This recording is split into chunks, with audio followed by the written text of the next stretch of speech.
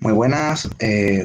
Dentro del contexto, del entorno del torneo TIGE que está organizando la Universidad Central de Venezuela, a la cual le agradezco muchísimo la invitación y toda la labor que está realizando para mejorar la calidad del circuito, sobre todo en lo relativo a la formación de jueces. Vamos a impartir ahora este taller, que es un taller de una duración breve, apenas 15 minutos, sobre qué criterios utilizaríamos como votante medio informado y qué hacer con argumentos erróneos. Dado que la mayor parte de las personas que conformamos el circuito sí que conocemos los distintos reglamentos, por ejemplo, sobre todo en el CEMUDE ya viene bastante bien explícito qué significa ser un votante medio informado. Voy a intentar dar alguna pincelada sobre este concepto y vamos a intentar también ver alguna serie de criterios que intentan un poco profundizar en el concepto del votante medio informado y también analizar un poco ese tipo de criterios y luego también intentar complementarlo con el argumento erróneo o con los argumentos erróneos que se pueden presentar. Bien, en el reglamento de CEMUDE, en los manuales y diferentes contenidos que presenta CEMUDE a la hora de competir, eh, especifica que la labor de juez tiene que basarse o tenemos que asumir el rol del votante medio informado. ¿Qué significa cuando nosotros asumimos este rol de votante medio informado como jueces, no solo en este caso en el CEMUDE, sino en otros torneos que así lo especifiquen? Lo que significa este concepto, sobre todo, es que tenemos que ponernos en la piel de una persona que no pertenece a ningún lugar, es decir, que no tiene ninguna nacionalidad concreta, es podríamos llamarle una especie de ciudadano del mundo, ciudadana del mundo, que además es una persona que tiene información habitual, dice más o menos literalmente en el reglamento de CEMUDE que tiene una lectura habitual de los periódicos, que lo lee con profundidad, incluso que analice la información, pero por ejemplo no lee otro tipo de diarios técnicos, literatura especializada, ni otro tipo, digamos, de información más allá de lo que vaya a suponer una información general, profunda, amplia, pero más amplia que profunda, sobre todo, y esto es lo que se especifica en el reglamento. Y a la vez esta persona votante media o promedio informado, o también persona promedio razonable, es decir, tiene distintas denominaciones, tiene un conocimiento suficiente, una persona inteligente que no se va a dejar convencer por lo primero que vaya a escuchar, ni mucho menos, y que también es una persona que está preocupada por ver qué tipo de decisión va a tomar. Podría tomar la decisión de elegir aquello que está defendiendo, por ejemplo, la bancada de gobierno, podría decidir tomar la decisión o votar a favor de lo que pone la bancada de oposición, es decir, esto que implica que esta persona promedio verdaderamente le interesa el debate que está viendo y le interesa porque de esa persona va a depender luego un voto que se emita en este caso, asumiendo este rol de votante medio informado. Y por otro lado, otra de las características también más importantes de este votante medio informado sería que no tiene ningún tipo de presunción sobre el tema ni conocimiento previo sobre este tema, sobre todo más que conocimiento, que a lo mejor sí que puede tener un conocimiento medio, un conocimiento promedio, un conocimiento razonable. Lo que no tiene es una postura, ni influye en su gusto, ni su personalidad, ni la manera que tenga de entender la vida. Es decir, es una persona, en este caso, muy aséptica. Entonces, estos son una serie de criterios que tenemos que tener en cuenta a la hora de asumir el rol de votante medio informado y, como decía, no voy a profundizar mucho más en aquello que ya explica, creo yo, que con suficiencia los documentos que podemos encontrar, por ejemplo, en el CEMUDE y en otro tipo de torneos. Pero sí que me gustaría profundizar sobre este concepto que creo que a la hora de poder asumirlo puede ser de cierta utilidad. Lo primero que tenemos que analizar a la hora de asumir el rol de votante medio informado sería la concepción de aquello que es meramente subjetivo o aquello que es meramente objetivo. En este caso, tanto el reglamento de CEMUDE como la postura que voy a defender en este taller y sobre todo que es la que intento que os pueda ser de utilidad en algún momento, es que aquello que es subjetivo no debe influir generalmente en la decisión que uno va a tomar sobre el debate. Esto no quiere decir que el debate no pueda producir efectos subjetivos sobre nosotros, nosotras, porque de hecho lo va a hacer. Eh, Puede que haya equipos que utilicen una serie de argumentos o de discursos que a nivel personal a nosotros sí que nos pueda hacer sentir o pensar ciertas cosas que son difícilmente separables de quiénes somos. Entonces es muy difícil muchas veces separar este elemento subjetivo del perfil del votante medio informado. Por lo cual tenemos que tener en cuenta en primer lugar eh, que el concepto de la subjetividad y la objetividad, asumiendo el rol de votante medio informado, es difícil de separar. Hay que intentar separarlo, pero tampoco tenemos que anularlo, ni que obviarlo, ni que eliminarlo, porque inevitablemente va a entrar en juego en muchas ocasiones. Pero hay otra parte que yo creo que como jueces es la que como un equipo de jurados, etcétera, más nos puede interesar a todas y a todas las personas que participamos, que es cómo, siendo un votante medio informado, nosotros podemos evaluar un debate sin dejarnos llevar tanto quizás por las posturas previas que podamos tener o que podamos asumir en un debate. Y bien, lo primero que tendríamos entonces que aceptar es que siendo un votante medio informado, no tenemos quizá un conocimiento especializado por lo general del tema, pero ejerciendo también como jueces, sobre todo también ejerciendo o en la labor de juez o de jueza, para luego poder dar una retroalimentación que pueda ser positiva o beneficiosa para los equipos, desde una perspectiva objetiva, lo que tenemos que saber evaluar son aquellas técnicas discursivas, aquellas técnicas argumentativas, todas las técnicas que objetivamente puedan influir o facilitar una comunicación eficaz, eso es lo primero. Tiene que haber un proceso de comunicación eficaz, pues si no hay una comunicación eficaz, probablemente no pueda darse tampoco un proceso de persuasión. Por lo que primero tenemos que intentar analizar y ver desde una perspectiva objetiva si esa persona, independientemente de lo que esté diciendo, va a utilizar una serie de técnicas discursivas, como por ejemplo puede ser la distribución del discurso que hace, es decir, por dónde empieza, dónde acaba, cómo distribuye la argumentación, dónde pone cada cosa, cuándo refuta, cuándo no refuta. Una serie de elementos que obviamente son claramente verificables, que son observables sin ningún tipo de problema y que pueden contribuir a esta comunicación. Y luego, como votante medio informado también, tendríamos la capacidad de comprobar o de evaluar hasta qué punto esta información que se está dando de una manera objetiva es persuasiva. La persuasión puede ser difícil de definir y además se trata de uno de los términos que en retórica, por ejemplo, es de lo que más veces se ha intentado definir con exactitud y sin embargo difícilmente se consigue. A mí la definición que más me gusta y que yo creo que puede ser también bastante útil es evaluar, digamos, como dos perspectivas y son dos perspectivas que creo que pueden contribuir también a hablar ahora de los argumentos erróneos, que es de lo que hablaremos ahora. Lo primero que tenemos que evaluar es si esa comunicación eficaz ha sido verdaderamente eficaz. O sea, si esa comunicación se ha podido transmitir y nosotros hemos sido capaces de comprender esa información. Entonces, eso sería algo de los elementos más importantes que tendríamos que tener en cuenta. Si hemos sido capaces de recibir esa información, de comprenderla, de entenderla, porque tampoco podemos intentar entender cosas por nuestra cuenta que no hayan sido explicadas en el debate, por lo cual este proceso de comunicación es fundamental para que se produzca cualquier tipo de convicción o de persuasión. Eso es lo primero que tenemos que evaluar. Y lo segundo, eh, si toda esta información, por muy bien comunicada que pueda estar, además es, por ejemplo, verosímil, que sería de los criterios fundamentales para poder evaluar cualquier debate y sobre todo la capacidad persuasiva que va a tener. Es decir, no evaluaremos tanto quizá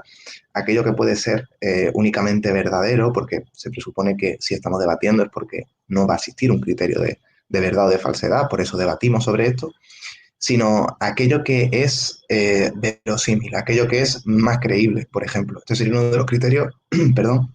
uno de los criterios más importantes que debemos tener en cuenta a la hora de evaluar como un votante medio informado. Pero obviamente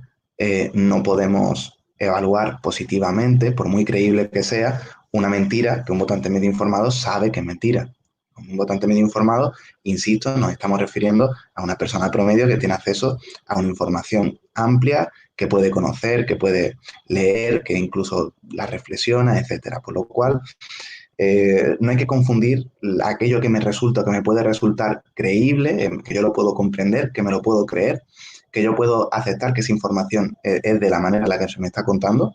o que se me está exponiendo.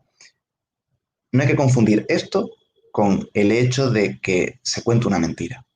¿Vale? Entonces, o que sean datos que sean falaces o sean falsos y sean o manifiestamente falsos. Ese tipo de información no entra en aquello que es verosímil o aquello que nosotros podríamos intentar evaluar como algo positivo, por lo menos no desde la perspectiva actual de debate. Y bien, ¿por qué esto nos conduce a hablar de los argumentos erróneos? Nos conduce a hablar de los argumentos erróneos porque es aquí donde también va a entrar mucho en juego este tipo de criterios por los cuales nosotros tenemos que ya empezar a enfrentarnos no solo al discurso que se nos está exponiendo, que por supuesto va a estar compuesto por muchísimas más partes que no son los argumentos como tal. Cuando ya llega este momento en el que tenemos que evaluar estos argumentos, que es donde se nos van a presentar los razonamientos que pone el equipo para defender su postura, rechazar otra, ese momento es cuando nosotros tenemos que prestar bastante atención. Lo primero que tenemos que ver, en este caso, es si estos argumentos, y esto también es muy importante, no se van a regular tanto por criterios de veracidad, como decía, o por lo menos no nos corresponde a nosotros como jueces y juezas, a no ser que los datos sean manifiestamente falsos, decir si estos argumentos van a ser verdaderos o no, van a ser falsos o no. Eso le corresponde al otro equipo o a los otros dos equipos, en este caso a la otra bancada, a las otras dos cámaras, etcétera. Pero no es una responsabilidad necesaria, y hago mucho énfasis en este término, no es necesaria, no es una responsabilidad necesaria de los jueces el hecho de juzgar que un argumento sea verdadero o falso, sino que eso entraría dentro de lo que constituye el debate como tal, y no tanto lo que constituye mi responsabilidad como votante medio informado. E insisto, a no ser que sea una información manifiestamente falsa. Entonces, y evidentemente falsa, algo que podría conocer un votante medio informado. Entonces, ahí sí que yo puedo entrar. Pero mientras que eso no sea así, es responsabilidad del otro equipo. Bien, eso por un lado. Entonces, no juzgamos necesariamente el argumento como algo verdadero, sino que más bien juzgamos, como ya he dicho, si es verosímil, es decir, si ese argumento es creíble. Y para que sea creíble, no necesariamente tiene por qué estar bien construido. Eso también es otro de los aspectos o criterios, perdón de nuevo, de los criterios más importantes que tenemos que tener en cuenta. Que un argumento sea creíble, o que un argumento pueda resultar impactante, nos pueda llamar la atención, incluso pueda suponer un antes y un después dentro del debate, eso no va a implicar que ese debate, que ese argumento, perdón, esté bien hecho. Entonces ahí es donde entra en juego este argumento de validez. Que la validez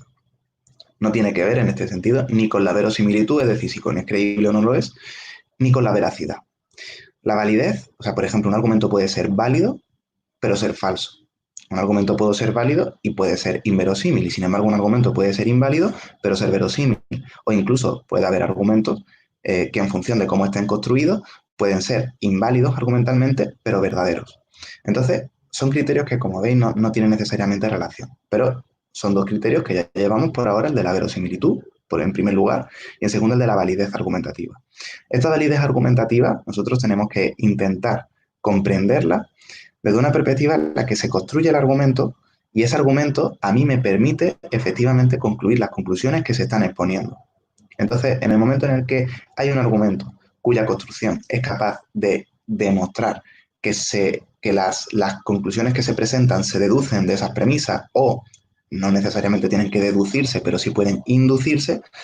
entonces en ese momento ese argumento se puede considerar como válido. Pero en el momento en el que falten piezas, vamos a utilizar esta metáfora, en el momento en el que le falten piezas, es decir, le puedan faltar, por ejemplo, premisas, las premisas no estén bien vinculadas, no estén bien relacionadas. Entonces, en este caso, ese argumento no necesariamente va a ser válido. De hecho, probablemente sea inválido.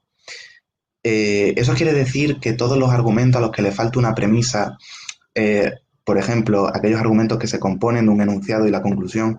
van a ser inválidos automáticamente. No. En este caso estaríamos hablando de un entimema. Y un entimema constituye un argumento que también es muy utilizado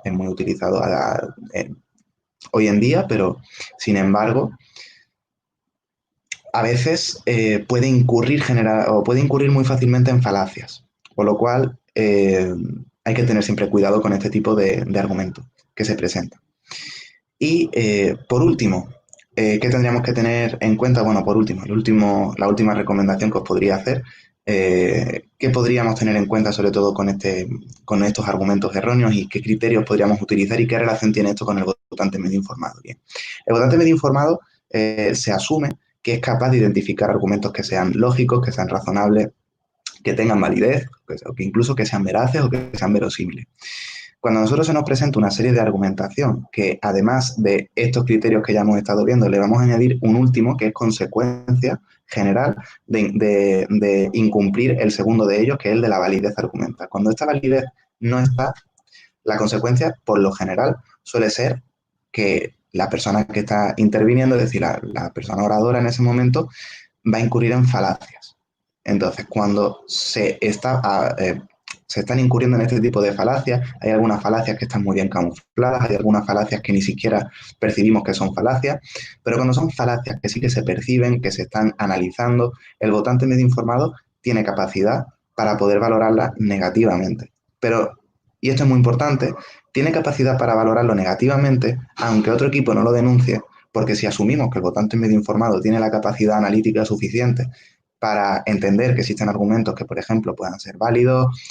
conoce, por ejemplo, qué tipo de argumentos pueden tener validez o no, es capaz de evaluar este tipo de cuestiones, también es capaz de evaluar cuando estos argumentos no la cumplen. Por lo cual, aquí muchas veces hay juezas y jueces que prefieren no meterse y entienden que esto es una cosa que tienen que resolver, que se tiene que resolver en el debate. Pero según los documentos, por ejemplo, de CEMUDE y también esa recomendación que sí que me gustaría haceros, siempre y cuando este votante medio informado sea capaz de detectar este tipo de errores argumentales, tiene toda la legitimidad para evaluarlo o para valorarlo negativamente. ¿Por qué? Porque cuando una persona percibe, se da cuenta de que hay errores argumentativos, por ejemplo, hay falacias, hay datos manifiestamente falsos, etcétera, esa persona probablemente ya pierda la confianza en quien le habla. Es decir, ya va a tener mucha menor predisposición o mucha menor capacidad de credibilidad este equipo, por lo cual sí que está en su derecho, digamos, de evaluarlo negativamente y de hecho es que debería hacerlo, porque generalmente si nosotros escuchamos un discurso y ese discurso sabemos que contiene falacias, que contiene errores argumentativos, probablemente no confiemos en el resto del discurso porque ya estamos viendo que hay algo que está fallando. Eso no quiere decir que automáticamente un equipo que comete una falacia vaya a perder, pero sí que probablemente para un votante medio informado hubiera perdido puntos. Es decir, ya no tengo tanta predisposición a creerte, no confío tanto en ti porque he identificado que no me estás contando toda la verdad o que pueden ser argumentos tendenciosos, son falaces. Por lo cual, recapitulando para terminar, el votante medio informado es una persona promedio razonable, una persona que tiene acceso a un conocimiento que, característica principal, es generalmente más amplio que profundo y sobre todo recordar para mí estos criterios más importantes que son el de evaluar la verosimilitud, es decir, la credibilidad que puede tener un discurso o no tenerla, la validez, es decir, la capacidad que ha tenido de demostrar o de hacer conclusivas toda la información que está presentando y finalmente el criterio también de cómo de convencido me puedo quedar yo o qué capacidad, por ejemplo, de evaluación técnica de técnicas objetivas están utilizando estos equipos para convencerme, para transmitirme su mensaje. Y ya sin más, queda a vuestra disposición para cualquier pregunta que haya podido surgir. Muchísimas gracias a todas y a todos.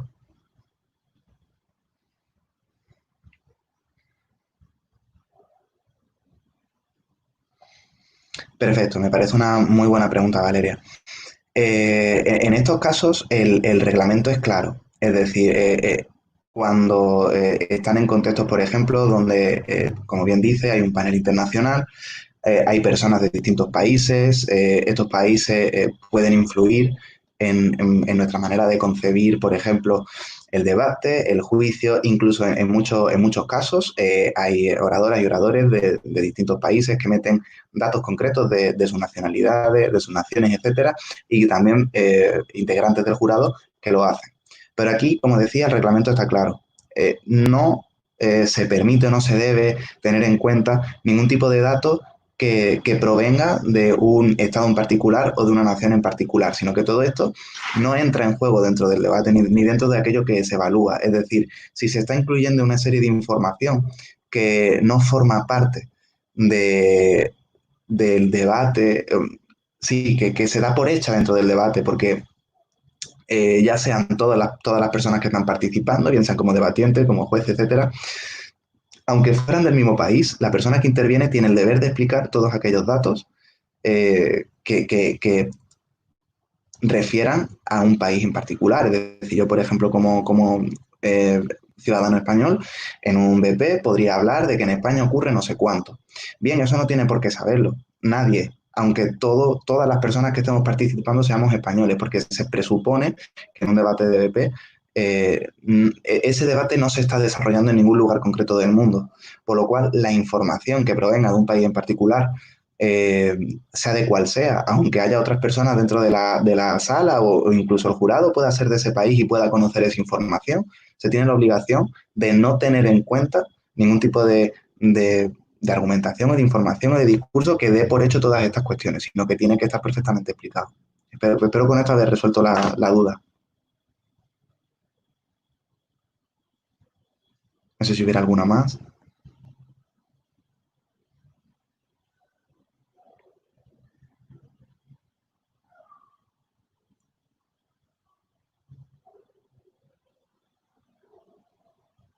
Bien, pues como creo que ya no hay ninguna duda, me despido de nuevo agradeciéndole muchísimo a la Universidad Central de Venezuela la invitación, la oportunidad, la organización de este torneo, de estos talleres,